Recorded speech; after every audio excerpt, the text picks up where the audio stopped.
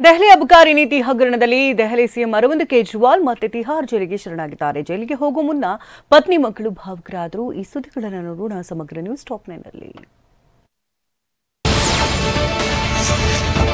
ಹಿಮಾಚಲ ರಾಜ್ಯ ಸಿಕ್ಕಿಂ ವಿಧಾನಸಭೆ ಚುನಾವಣೆಯಲ್ಲಿ ಸಿಕ್ಕಿಂ ಕ್ರಾಂತಿಕಾರಿ ಮೋರ್ಚಾ ದಿಗ್ವಿಜಯ ಸಾಧಿಸಿದೆ. ಕಳೆದ ಏಪ್ರಿಲ್ 19ರಂದು ಲೋಕಸಭೆಯ ಮೊದಲ ಹಂತದ ಚುನಾವಣೆಯ ಸಂದರ್ಭದಲ್ಲಿ ಸಿಕ್ಕಿಂ ವಿಧಾನಸಭೆ ಚುನಾವಣೆ ನಡೆದಿತ್ತು.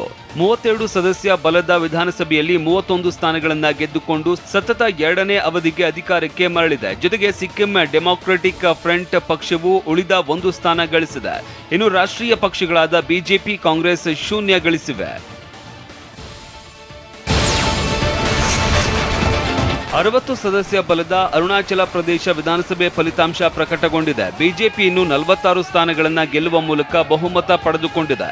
ಜೊತೆಗೆ ಸತತ 3ನೇ ಬಾರಿಗೆ ಅರುಣಾಚಲ ಪ್ರದೇಶದಲ್ಲಿ ಅಧಿಕಾರಕ್ಕೆ ಮರಳಿದೆ. ನ್ಯಾಷನಲ್ ಪೀಪಲ್ಸ್ ಪಾರ್ಟಿಯು 5 ಸ್ಥಾನ ಗಳಿಸಿದೆ. ಕಾಂಗ್ರೆಸ್ 1 ಸ್ಥಾನಕ್ಕೆ ತೃಪ್ತಿ ಪಟ್ಟಿದೆ. ಇನ್ನು ಸ್ವತಂತ್ರ ಅಭ್ಯರ್ಥಿಗಳು 8 ಸ್ಥಾನಗಳಲ್ಲಿ ವಿಜಯ ಸಾಧಿಸಿದ್ದಾರೆ. ನಿಮ್ಮ ಉಬ್ಬಿದ ರಕ್ತನಾಳಗಳ ಸಮಸ್ಯೆಗೆ ಎವಿಸ್ ಆಸ್ಪತ್ರೆಯಲ್ಲಿ ಕೇವಲ 30 ನಿಮಿಷದ ಲೇಸರ್ ಚಿಕಿತ್ಸೆಯೊಂದಿಗೆ ಮುಕ್ತಿ ಹೊಂದಬಹುದು. ಹೆಚ್ಚಿನ ವಿವರಗಳಿಗಾಗಿ ಸಂಪರ್ಕಿಸಿ 8088837300.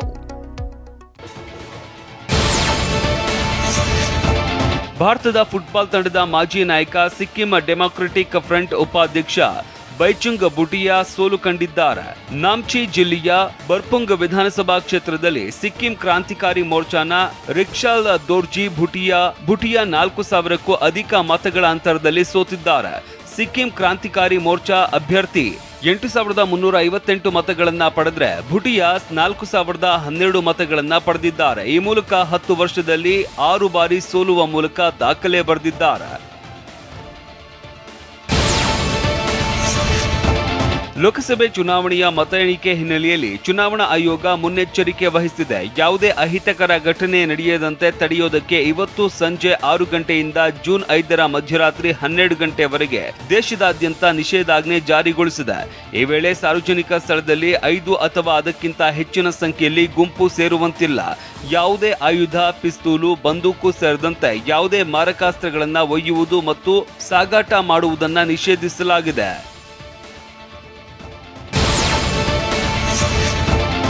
ದೆಹಲಿ ಅಬಕಾರಿ ನೀತಿ ಹಗರಣದ ಹವಾಲಾ ಹಗರಣಕ್ಕೆ ಸಂಬಂಧಪಟ್ಟಂತೆ ದೆಹಲಿ ಸಿಎಂ ಅರವಿಂದ್ ಕೇಜ್ರಿವಾಲ್ ಇವತ್ತು ತಿಹಾರ್ ಜೈಲಿಗೆ ಶರಣಾಗಿದ್ದಾರೆ. ಮನಿ ಲಾಂಡರಿಂಗ್ ಪ್ರಕರಣದಲ್ಲಿ ಈ ಹಿಂದೆ ಸುಪ್ರೀಂ ಕೋರ್ಟ್ ನೀಡಿದ್ದ ಮಧ್ಯಂತರ ಜಾಮೀನು ಜೂನ್ 1ರಂದು ಕೊನೆಗೊಂಡ ಹಿನ್ನೆಲೆಯಲ್ಲಿ ದೆಹಲಿ ಸಿಎಂ ಅರವಿಂದ್ ಕೇಜ್ರಿವಾಲ್ ನಿನ್ನೆ ತಿಹಾರ್ ಜೈಲಿಗೆ ಬಂದು ಅಧಿಕಾರಿಗಳ ಮುಂದೆ ಶರಣಾಗಿದ್ದಾರೆ. ಬಾಲಿವುಡ್ ನಟಿ ರವೀನಾ ಟಂಡನ್ ಪ್ರಯಾಣಿಸ್ತಾ ಇದ್ದ ಕಾರು 3 ಮಹಿಳೆಯರಿಗೆ ಡಿಕ್ಕಿ ಹೊಡೆದಿದೆ. ಮುಂಬೈನ ಬಾಂದ್ರಾ ಏರಿಯಾದಲ್ಲಿ ಮೊನ್ನೆ ರಾತ್ರಿ ಘಟನೆ ನಡೆದಿದ್ದು, ಈ ಘಟನೆಯಿಂದ ರೊಚ್ಚಿಗೆದ್ದ ಸ್ಥಳೀಯರು ಕಾರಿನ ಚಾಲಕನ ಮೇಲೆ ಹಲ್ಲೆ ಮಾಡೋದಕ್ಕೆ ಮುಂದಾಗಿದ್ದಾರೆ. ಈ ವೇಳೆ ಕಾರಿನಲ್ಲಿ ಇದ್ದ ರವೀನಾ ಹೊರಗಡೆ ಬಂದು ತಮ್ಮ ಚಾಲಕನನ್ನ ಪಾರು ಮಾಡುವುದಕ್ಕೆ ಪ್ರಯತ್ನಿಸಿದ್ದಾರೆ. ಅಪಘಾತದಿಂದ ಆ ಮಹಿಳೆಯರಿಗೆ ರಕ್ತಸ್ರಾವವಾಗಿದೆ ಎನ್ನುವುದು ತಿಳಿದಿದೆ. ದಯವಿಟ್ಟು ಚಾಲಕನನ್ನ ಹೊಡಿಬೇಡಿ ಅಂತ ಕೇಳಿಕೊಂಡಿದ್ದಾರೆ.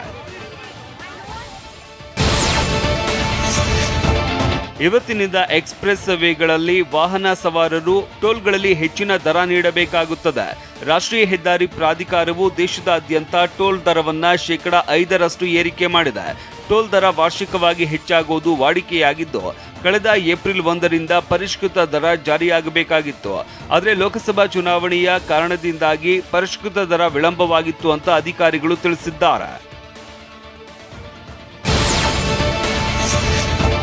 ಆಂಧ್ರಪ್ರದೇಶ ರಾಜ್ಯ ವಿಭಜನೆಯಾದ ಬಳಿಕ ಹೈದರಾಬಾದ್ಗೆ ನೀಡಲಾಗಿದ್ದ ತೆಲಂಗಾಣ ಆಂಧ್ರದ ಜಂಟಿ ರಾಜಧಾನಿ ಸ್ಥಾನ ನಿನ್ನೆಗೆ ಕೊನೆಯಾಗಲಿದೆ.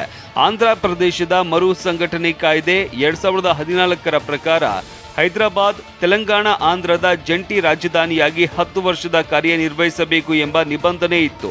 ಆದ್ರೀಗ ಆಂಧ್ರ ಸರ್ಕಾರಕ್ಕೆ ಬಿಟ್ಟುಕೊಡಲಾಗಿದ್ದ ಸರ್ಕಾರಿ ಅತಿಥಿ ಗೃಹಗಳಂತಹ ಕಟ್ಟಡಗಳನ್ನು ಸುಬರ್ದಿಗೆ ತೆಗೆದುಕೊಳ್ಳುವಂತೆ ತೆಲಂಗಾಣ ಸಿಎಂ ರೇವಂತ್ ರೆಡ್ಡಿ ಸೂಚನೆ ನೀಡಿದ್ದಾರೆ.